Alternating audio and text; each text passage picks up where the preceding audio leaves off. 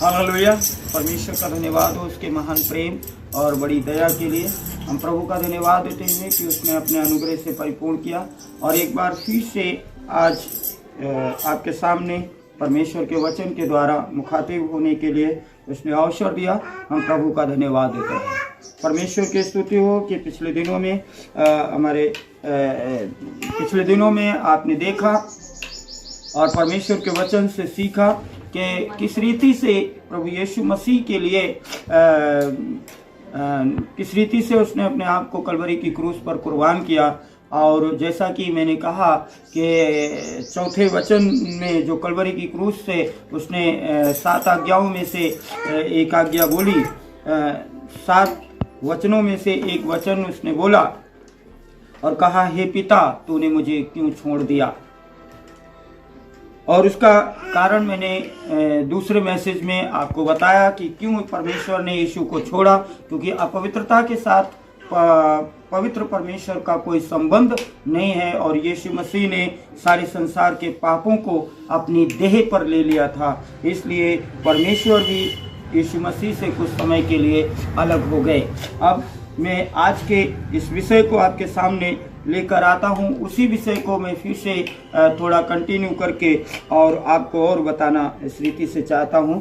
परमेश्वर आपको आशीष करे। सो हम देखेंगे यहेजकेल की किताब, परमेश्वर के वचन बाइबल से हम पढ़ेंगे यहेजकेल की किताब और उसका 22वां अध्याय और उसके 26वें पद में। और यहाँ पर लिखा है, उसके याजकों ने मेरी व्यवस्था का अर्थ खींच खांच कर लगाया है और मेरी पवित्र वस्तुओं को अपवित्र किया है। उन्होंने पवित्र अपवित्र का कुछ भेद नहीं माना और न औरों को शुद्ध और अशुद्ध का भेद सिखाया, और वे मेरे विश्राम दिनों के विषय में निश्चिंत रहते हैं, जिससे मैं उनके बीच में अपवित्र ठहरता हूँ। परमेश्वर कहता है कि मेरे याजकों ने, आज ऐसा याजकों का समाज बन गया है, याजक आज ऐसे अपवित्र हो गए हैं। आप इस बात को जाने कि थोड़ी अपवित्रता के कारण मनुष्य के अपराधों को जब यीशु मसीह ने अपने ऊपर ले लिया तो परमेश्वर ने उस वक्त में यीशु मसीह को भी छोड़ दिया। मैं बताना चाहता हूँ इस वचन के द्वारा कि यहाँ पर लिखा है कि उसके याजकों ने मेरी व्यवस्था का अर्थ खींच खांच कर लगाया। खींच खांच कर लगाने का मतलब है कि आज के समय में याजकों ने बाइबल का अध्ययन करना बंद कर दिया। आजकल इंटरनेट का ज़माना है और बाइबल का अध्ययन उन्होंने कम करके दुनियावी कामों में याजक पड़ गए और दुनियावी कामों को करने लगे और दुनियावी कामों के कारण याजक अपवित्र हो चुके हैं। क्योंकि बाइबल पढ़ने का उनके पास वक्त नहीं है, इसलिए बिब्लिकल सही ज्ञान भी याजकों के पास नहीं है।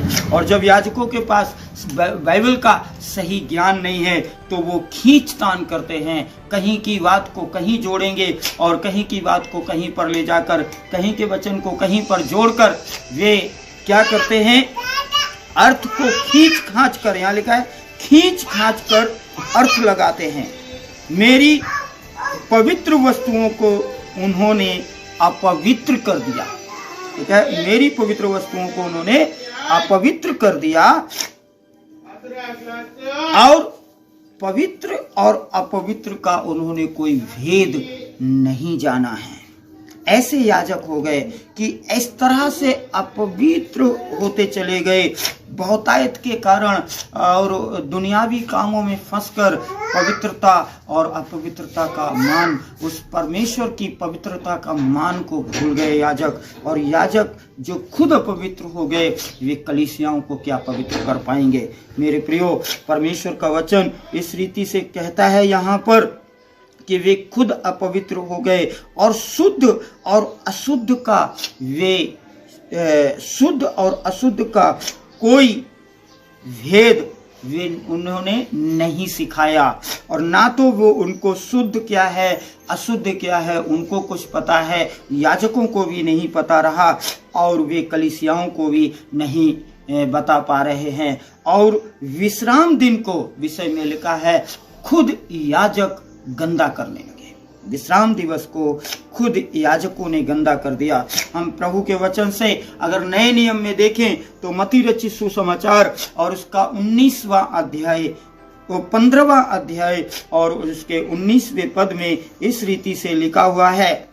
मैं आपके सामने पढ़कर इस समय बताना चाहूंगा।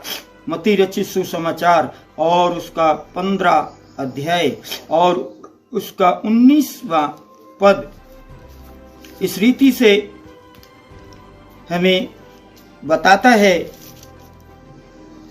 प्रभु का वचन यहाँ पर लिखा है, क्योंकि बुरे विचार, हत्या, परस्त्रीगमन, व्यभिचार, चोरी, झूठी गवाही और निंदा मन ही से निकलती है। यही है जो मनुष्य को अशुद्ध करती, परंतु हाथ बिना धोए भोजन करना मनुष्य को अशुद्ध नहीं करता है। परंतु जैसा 19 पद में लिखा है, बुरे विचार, हत्या, परस्त्रीगमन, व्यभिचार, चोरी, झूठी गवाही, दूसरों की निंदा करना, ये सब कुछ आज के समय में याजकों के अंदर, मैं इस बात को कहता हूं कि बहुतायत से पाया जाता है। बहुतायत से याजकों के अंदर बुरे विचार, हत्या जैसे जघन्य अपराध, बहुत से याजक हत्याओं में भी रिपोर्टेड हैं।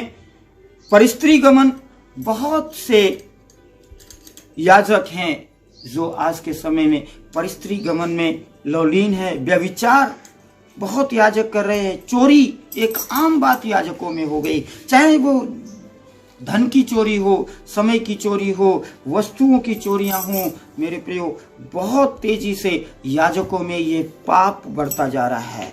झूठी गवाही देना, निंदा करना। पादरी लोग आज एक दूसरे को देख नहीं पा रहे हैं।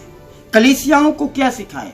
कलीसियाएं भी वैसी होती जा रही हैं। फिर जैसा अपने पास्टर का आचरण को देख रहे हैं कलीसियाएं, वैसी कलीसियाएं भी बिगड़ती चली जा रही हैं। मेरे प्रियो, परमेश्वर का वचन हमें नए नियम में ही और हमें चेतावनियां देता है। रोमियो की पत्री उसका 16वां अध्याय और 17 और 18 पद में हमें इस रीति से परमेश्वर का वचन बताता है।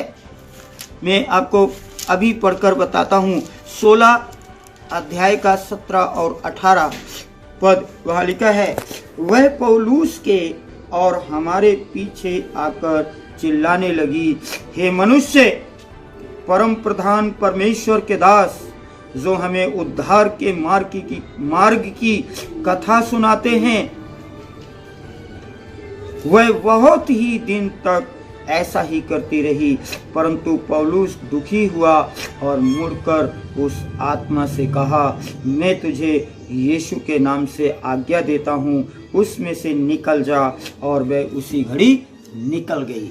मेरे प्रियो, जब पौलुस ने अपने आप को, जब तक वो शाऊल था तब तक तो वो शाऊल के विषय में अन्याय करता रहा, कलीसियाओं को सताता रहा। लेकिन जब पौलुस को परमेश्वर ने चुन लिया और शाऊल से जब उसको पौलुस के रूप में परिवर्तित कर दिया, तो देखा जाए तो शाऊल का पिछला जीवन और अगला जीवन बिल्कुल अलग था। आज मेरे प्रियो, मसीह यीशु में लोग आ जाते हैं, मसीह यीशु को स्वीकार कर लेते हैं, लेकिन अपने जीवन को नहीं बदल पा रहे हैं। आज जरूरी है जीवन को बदलना। पौलुस ने जिस तरह अपने जीवन को बदल दिया, पौलुस ने जिस तरह से अपने जीवन को बदल कर परिवर्तित करके उसने एक प्रमाणित कर दिया कि लोग बदल सकते हैं। लेकिन आज हम में से प्रत्येक को पौलुस की समानता में बदलने की जरूरत है।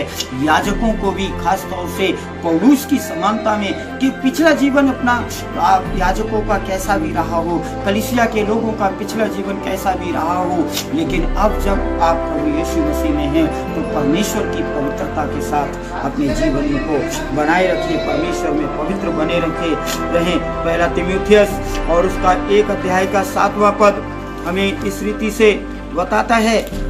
यहाँ पर प्रभु का वचन पहला तीमुथियुस 1 अध्याय का 7वां पद हमसे इस रीति से बात करता है, और व्यवस्थापक तो होना चाहते हैं, पर जो बातें कहते और जिनको दृढ़ता से बोलते हैं उनको वे समझते नहीं।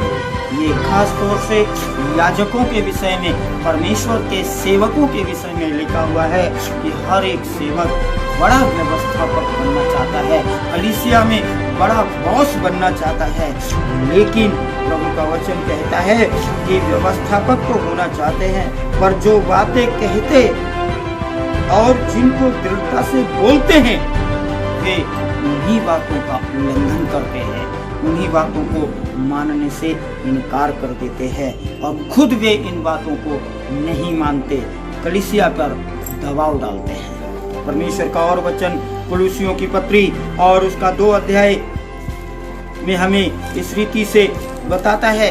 कुलुसियों की पत्री 2 अध्याय का 8वां पद, ऐसे लोगों से चौकस रहो, लिखा है चौकस रहो कि कोई तुम्हें उस तत्व ज्ञान और व्यर्थ के धोखे के द्वारा अपना आहेर न बना ले, जो मनुष्यों की परंपराओं और संसार की आदि शिक्षा के अनुसार तो है, पर मसीह के अनुसार नहीं है।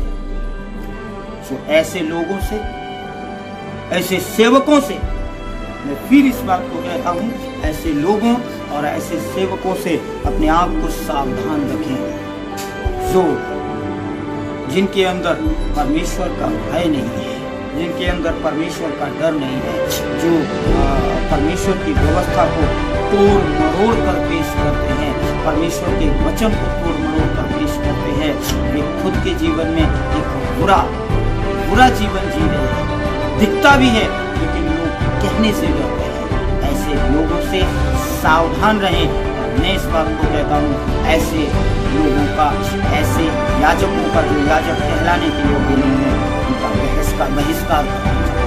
परमेश्वर आपको अपने वचन से आशीष करे। एक बार फिर से आपके साथ वचन के द्वारा मुखातिब होने के लिए प्रभु का धन्यवाद। अगले बार में मैं फिर इसी मुद्दे पर बात करूंगा और प्रभु आप सबको से आशीष